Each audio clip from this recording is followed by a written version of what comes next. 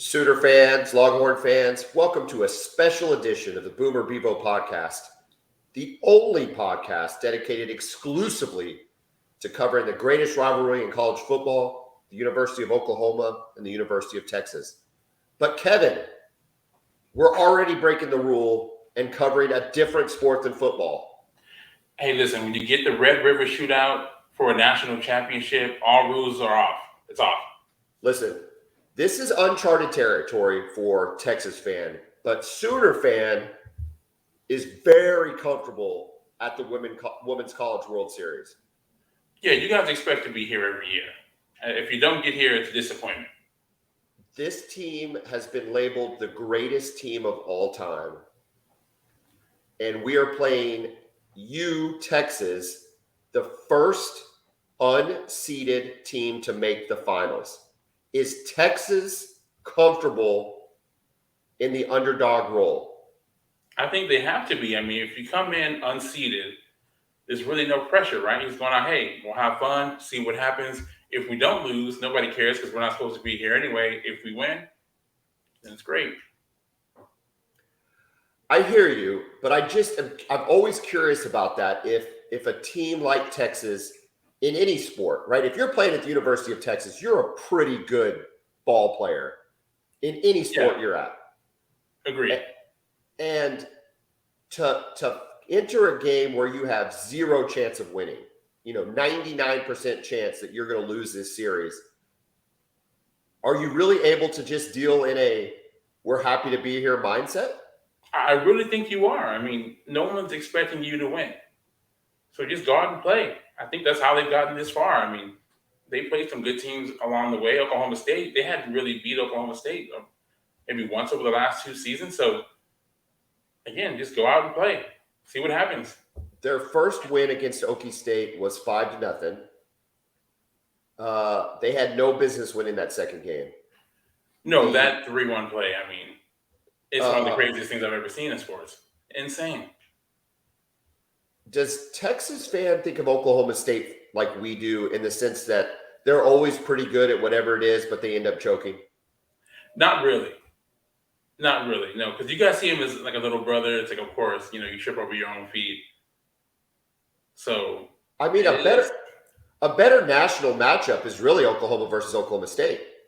I mean, they were more highly ranked. They were the second place team in the Big 12. They won the Big 12 championship.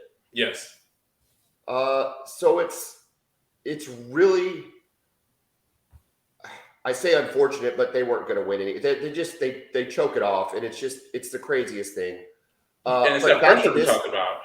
Back to this game, I'm going to throw you out some statistics from Oklahoma and just give me some really quick reactions. Okay. This is before these stats are before the Women's College World Series. All right, let's hear them. 467 run differential. Did you say 467? 467 runs. Yeah. They only play 50 games. Yeah, that has to be a typo, right? I mean, that can't be real. That's like an 8 or 9 run per game average in terms of differential. Yeah.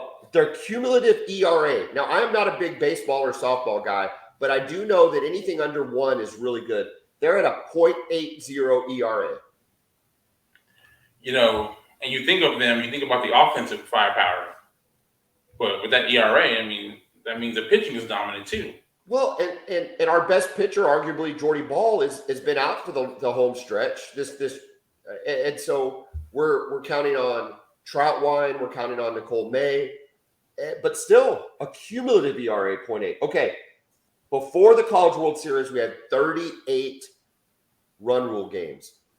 And then we've added 2 more in the College World Series against the best competition. 40 run rule games, Kevin.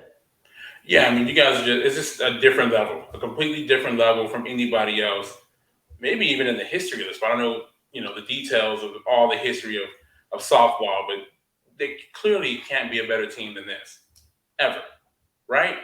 It would be hard. 7 pitched no-hitters. That goes to your discussion about the fact that we focus on the offense. They pitched 7 no-hitters, 32 shutouts, Add another one after they shut out UCLA 15-0 in 5 innings. The batting average for the team is 369, and as a team, they have 147 home runs. Yeah, it's not even fair. Almost, it's like a pro team playing against college. Well, Jocelyn Alo is on the Mount. She is making a case to be on the Mount Rushmore of Oklahoma athletes. Let that sink in. I mean, she's doing what Baker couldn't do, what Kyler couldn't do, what Sam Bradford couldn't do, what Adrian Peterson couldn't do. Yeah. We're going back to back. Maybe. In addition to being the National Player of the Year. If I'm Texas, you can't pitch to her, right? She has to get Barry Bonds 2002 level treatment. But even if the bases are loaded. But Kevin, if you don't pitch to her, you're putting her on base, which her on base percentage is like insane. But if you're putting her on base, then you're pitching to Tiare Jennings, the second best player in college softball. Hey, you might have to take your chances, though, right? Take your chances with somebody that's hit 29 home runs this year. Look, I'd walk her too. Walk everybody. Put them both on. They used to walk Barry Bonds with the bases loaded. Hey, listen, I hear you. Give up one over giving up 4. And I think that there's an element of truth to that, right? Let somebody else beat you. Yeah. I think you have to let somebody else beat you. But this team has I say dudes. Yeah. They're dudes. They're ladies, but they're dude ladies, whatever you want to call it. We use the word dudes a lot on this episode, on this that podcast. just means someone who brings it. Yeah. But these girls are dudes. They bring it. And yeah, you can pitch around her, I guess. You can walk her or whatever, but then you got to bring up Tiare Jennings. Jada Coleman's probably already on base. Jana Johns, Taylon Snow, Riley Boone, Grace Lyons, Burrito. It just goes on and on. And Texas has a little bit. You've got a good pitcher in Haley Dolcini. She's the one that beat Oklahoma in their very first loss of the year. You've got some offensive firepower with Courtney Day. Yeah, home runs in both of the games against Oklahoma State. But at the same, I don't know. It's a tall order, right? This is a preview of the game and a preview of the series.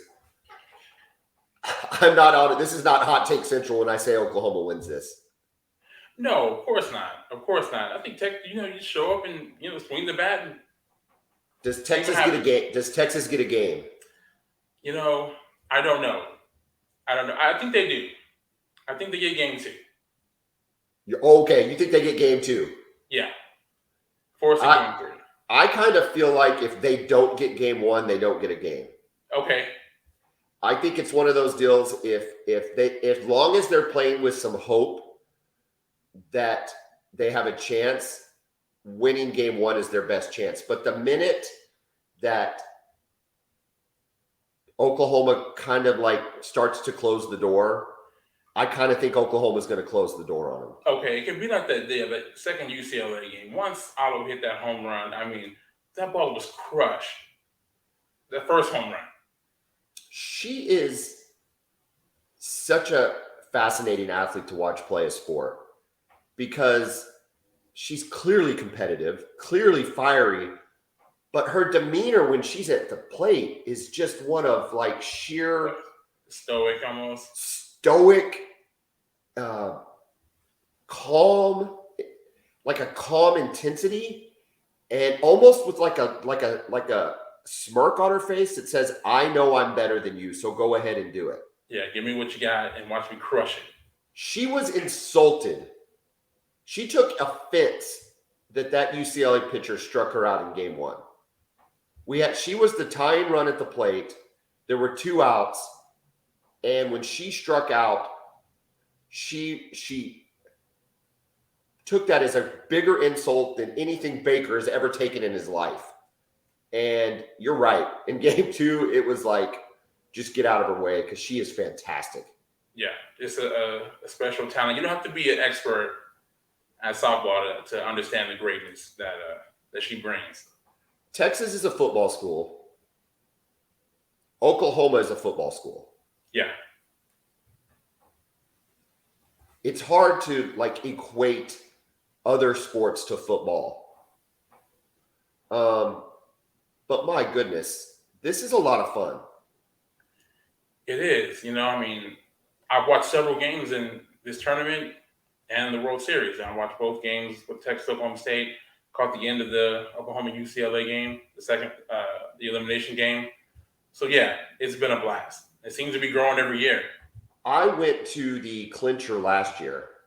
Okay, I remember that. It was a 2 p.m. game. It was 96 degrees. We were in the bleachers, the metal bleachers, no cover, no wind. Alice had heat stroke-like symptoms, probably had a heat stroke. My, at the time, 8-year-old daughter had to walk her to the car because me and Marjorie were not leaving the stadium because we were in the middle of a national championship run. And here's the thing. Even in Oklahoma, you get a ton of chances at national championships. Texas gets a ton of chances at national championships. You still don't get – it's still special. Yes. And I think that – I'm just going to say it. I think Oklahoma is on the verge of something special. But the fact that it's against Texas brings the intrigue, gets me excited. And maybe it's a springboard for Texas as we head into the SEC. Maybe Texas becomes the next softball power. Hey, maybe so. We'll take what we can get, Well, listen, Texas fan, good luck. Glad you're invited to the party. The invitation ends Thursday night. I think we crashed the party, honestly. I don't think we're invited. Oh, you think you crashed the party? Crashed the party, yeah. If you're unseated, you crash the party. Well, they're about to kick you out. We'll see. They're about to kick you out for the conventional wisdom would say so. They're about to kick you out for the A-lists of A-lists, and that's this 2022 Oklahoma softball team.